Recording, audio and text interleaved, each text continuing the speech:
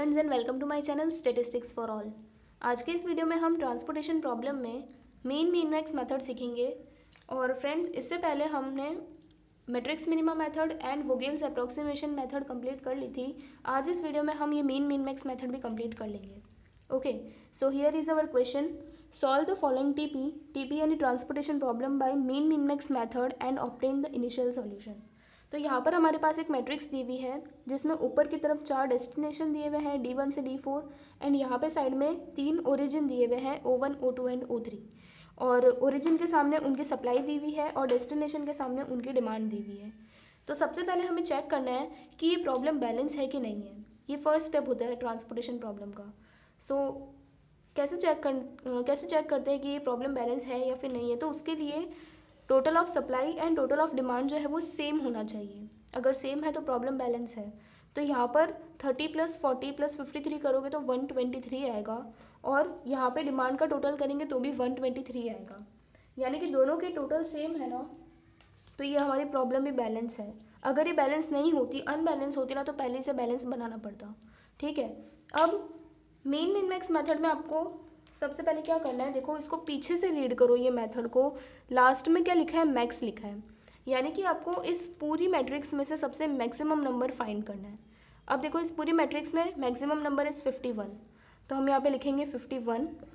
अब 51 जिस रो और जिस कॉलम में है उस रो और कॉलम के मिनिमम नंबर्स आपको फाइंड करना है। देखो सेकेंड वर्ड इज़ मिनिमम, तो ये जिस रो में है उसका मिनिमम नंबर इज़ 12।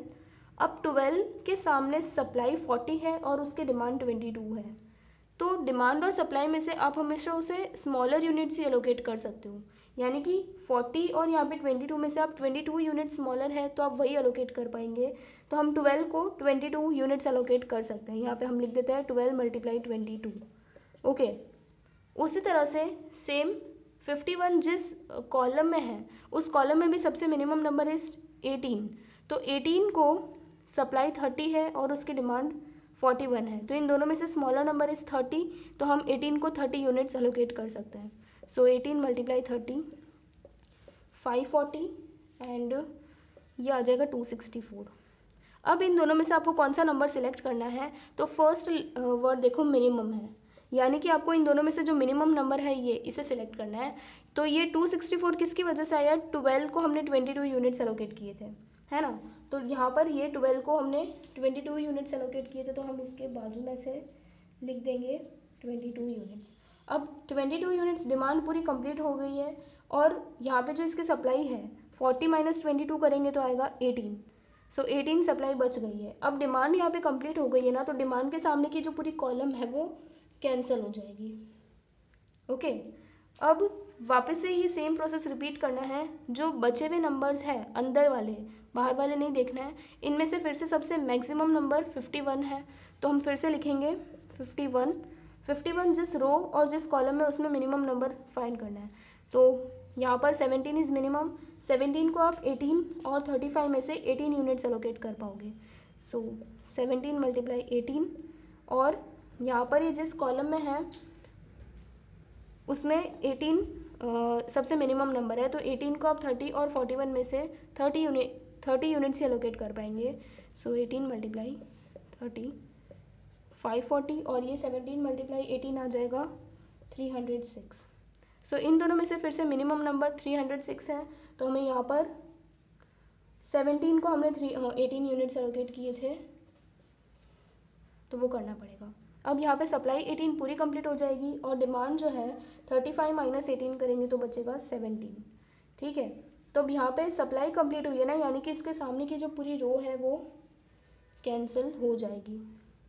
अब वापस से जो बचे हुए एलिमेंट्स हैं उनमें सेम प्रोसेस रिपीट करना है। अब जो ये 2 ही रो बची है इनमें मैक्सिमम नंबर इज़ 32। सो 32 जिस रो में है उसमें मिनिमम नंबर 12 है। 12 को हम 25 और 53 में से 25 यूनिट्स एलोकेट कर पाएंगे। सो 12 × 25, और 32 जिस कॉलम में है उसमें मिनिमम नंबर इज़ 18। 18 को 30 और 41 में से 30 यूनिट्स एलोकेट कर पाएंगे। 540 एंड 12 × 25 इज़ 300। सो ये मिनिमम नंबर है, तो वापस से यहाँ पे 12 को एलोकेट कर देंगे 25 यूनिट्स। तो 25 डिमांड पूरी कैंसिल हो जाएगी और सप्लाई 53 माइनस 25 करेंगे तो आएगा 28। ओके, तो यहाँ पे डिमांड कंप्लीट हुई है, इसलिए इसकी पूरी कॉलम जो है वो कैंसिल हो जाएगी। अब जो बचे हुए एलिमेंट्स है इसमें फिर से मैक्सिमम नंबर इज़ 32। सो 32 जिस रो में है उसमें मिनिमम नंबर 28 है। 28 को 17 और 28 में से 17 यूनिट स्मॉलर एलोकेट कर पाएंगे। सो 28 मल्टीप्लाई 17 करेंगे तो आएगा 476 और 32 जिस कॉलम में है उसमें 18 को 30 और 41 में से 30 यूनिट्स एलोकेट कर पाएंगे 540। वापस से ये नंबर इज स्मॉलर, सो यहाँ पर 28 को हमें 17 यूनिट्स एलोकेट करने पड़ेंगे और 28 माइनस 17 करेंगे तो 11 यूनिट्स बच जाएंगे। अब यहाँ पर डिमांड कंप्लीट हुई है, यानी कि इसके सामने की जो पूरी कॉलम है वो कैंसिल हो जाएगी। अब बचे हुए देखो सिर्फ 2 ही एलिमेंट है और ये सिर्फ एक ही रो में है। लास्ट में अगर सिर्फ एक रो या फिर ये एक ही कॉलम में बचे हुए हैं, तो लास्ट में अगर सिर्फ एक कॉलम या फिर सिर्फ एक रो बचे ना, तब आपको ये प्रोसेस रिपीट करने की ज़रूरत नहीं है। अब इन दोनों में से जो भी स्मॉलर नंबर है ना उसे आप यूनिट्स एलोकेट करो। तो यहाँ पे 32 और 18 में से ये स्मॉलर है, तो 18 को हम 30 और 41 में से 30 यूनिट्स एलोकेट कर पाएंगे। सो यहाँ पर बचेगी 11 रिमेनिंग यूनिट्स, ये यहाँ पे पूरा कैंसिल हो जाएगा, सप्लाई कंप्लीट हुई है इसलिए। अब लास्ट में 32 को हम 11 यूनिट्स एलोकेट करेंगे। लास्ट में देखो सप्लाई और डिमांड दोनों की सेम बचनी चाहिए। अगर दोनों ये सेम बच रहा है यानी कि हमने अभी पूरा जितना भी प्रोसेस किया ना वो करेक्ट था। अगर ये दोनों अलग अलग आ जाते ना तो हमारा अभी तक का शायद रॉन्ग हो जाता पूरा। ओके, अब हमें IBFS फाइंड करना है, यानी कि इनिशियल बेसिक फिजिबल सॉल्यूशन। उसके लिए हमने जितने भी सेल्स को यूनिट एलोकेट किए ना उन दोनों को आपको मल्टीप्लाई करना है सबको और फिर उन सबको ऐड कर देना है। तो पहले 18 को हमने 30 यूनिट्स एलोकेट किए थे, प्लस करके लिखेंगे 12 को 22 यूनिट्स, 17 को 18, वापस से 28 को 17, 12 25, 32 एंड 11। अब इन सबको मल्टीप्लाई करके ऐड करोगे तो आपका आंसर आएगा 2238। ये आपका इनिशियल बेसिक फिजिबल सॉल्यूशन है और यही आपका टोटल ट्रांसपोर्टेशन कॉस्ट भी होता है। अगर क्वेश्चन में बोला होता ना कि that find the total transportation cost, तो ये जो IBFS आएगा वही आपका TTC होगा। Okay, one more question, find the total transportation cost by mean max method. यहाँ पे हमें टोटल ट्रांसपोर्टेशन कॉस्ट फाइंड करने के लिए बोला है, यानी कि जो हमने IBFS लास्ट सम में किया था वैसे ही हमें करना है वापस से। तो यहाँ पे एक मैट्रिक्स दी हुई है जिसमें ऊपर की तरफ डेस्टिनेशन दिए हुए हैं 3 और यहाँ पे ओरिजिन्स दिए हुए हैं। ओके, और ओरिजिन के सामने उनकी सप्लाई दी है, डेस्टिनेशन के सामने उनकी डिमांड दी है। तो सबसे पहले हमें चेक करना है whether this problem is balanced और नॉट। उसके लिए total of supply and total of demand same होना चाहिए। तो यहाँ पे सप्लाई का टोटल करोगे ना 10 + 80 + 15 तो आएगा 105, और डिमांड का टोटल करेंगे 75 + 20 + 50 तो आएगा 145। यानी कि डिमांड का टोटल जो है ना वो ज़्यादा आ रहा है और सप्लाई कम आ रही है। तो सप्लाई जितनी कम आ रही है ना वो हमें एक एक्स्ट्रा सप्लाई लिखनी पड़ेगी। टोटल दोनों का 145 होना चाहिए, जिसका ज़्यादा टोटल होगा ना वही हम यहाँ पे लिखेंगे। ठीक है, अब यहाँ पर 145 में से अगर हम ये सब माइनस कर देंगे ना तो रिमेनिंग सप्लाई बचेगी 40, यानी कि एक एक्स्ट्रा सप्लाई लिखेंगे और उसके सामने की जो ये पूरी रो खाली जा रही है ना उसमें हमें एक एक्स्ट्रा रो बनानी पड़ेगी, डमी रो। तो हम एक O4 रो बनाएंगे और उसके सारे जो भी एलिमेंट्स हैं ना वो 0 अज्यूम कर लेंगे। ठीक है, अब हमारी प्रॉब्लम बैलेंस हो गई है, तो अब हम इसे आगे सॉल्व कर सकते हैं। तो वापस से इस मैट्रिक्स में से सबसे मैक्सिमम नंबर 9 है, तो 9 यहाँ पे लिख देते हैं।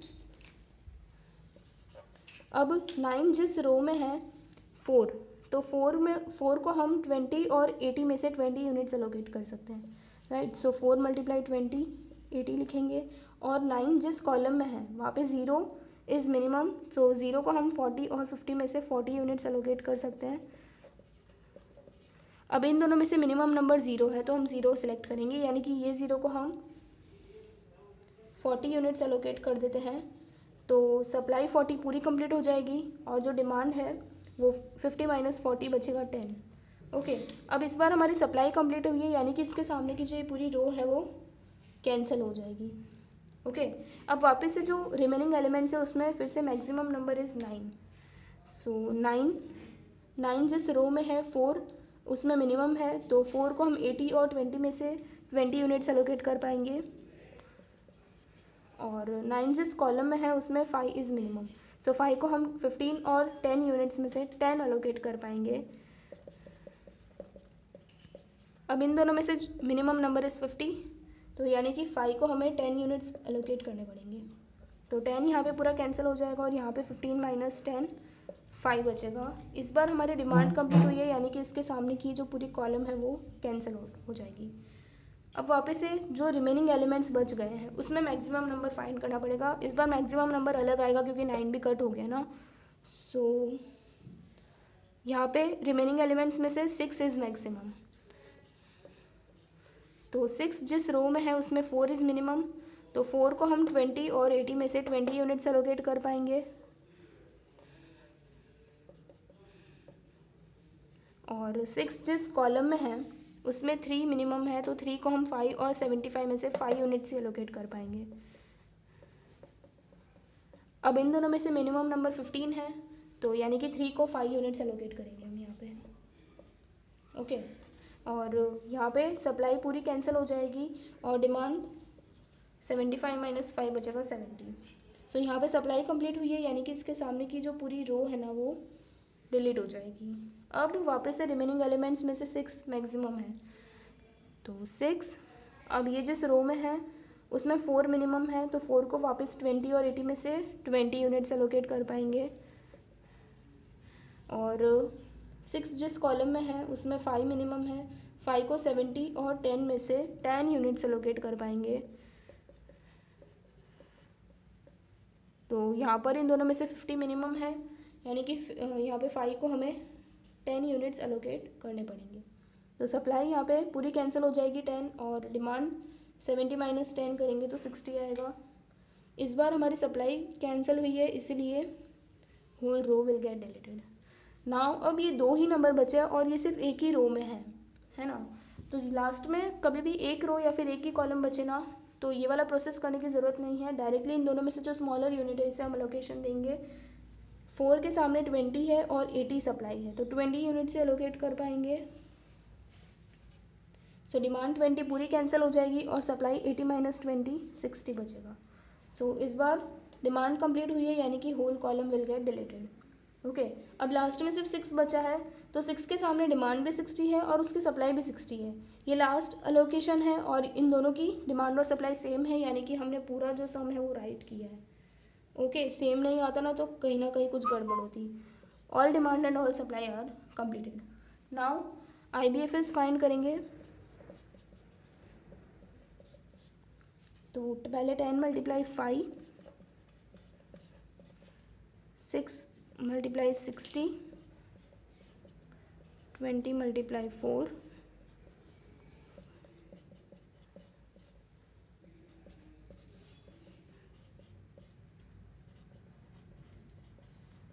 तो इन सबको आप मल्टीप्लाई करो और इसका आंसर निकालोगे तो आएगा 555। तो ये जो आया ना आंसर, यही आपका टोटल ट्रांसपोर्टेशन कॉस्ट भी आ गया। हमें क्वेश्चन में यही फाइंड करने के लिए बोला था, हमने जो IBFS का आंसर आएगा ना वही आपका टोटल ट्रांसपोर्टेशन कॉस्ट होगा। ओके, सो ये सम भी यहाँ पे कंप्लीट हो गया। हमने एक बैलेंस सम का प्रॉब्लम किया और ये वाला अनबैलेंस्ड का भी प्रॉब्लम कर लिया। आई होप कि आपको दोनों समझ आए होंगे। नाउ अब फ्रेंड्स एक क्वेश्चन मैं आपको देने जा रही हूँ जिसे आप खुद सॉल्व कीजिए और उसका आंसर मुझे नीचे कमेंट बॉक्स में लिखकर बताइए, ताकि मैं बताऊँगी कि आपका आंसर राइट आ रहा है या नहीं आ रहा है। So friends, now this is your question. आप इसे सॉल्व कीजिए। यहाँ पे भी आप सबसे पहले चेक करना कि ये प्रॉब्लम बैलेंस है कि नहीं है, और उसके बाद जब आप मैक्सिमम नंबर ढूंढोगे ना इस मैट्रिक्स में, तब यहाँ पे 32 इज़ मैक्सिमम नंबर और 32 3 बार रिपीट हो रहा है। तो आपको कंफ्यूज नहीं हो जाना है कि क्या करना है। अब 32 आप कोई भी सिलेक्ट कर सकते हो और उसके अकॉर्डिंग आप इसका आंसर निकालते जाना।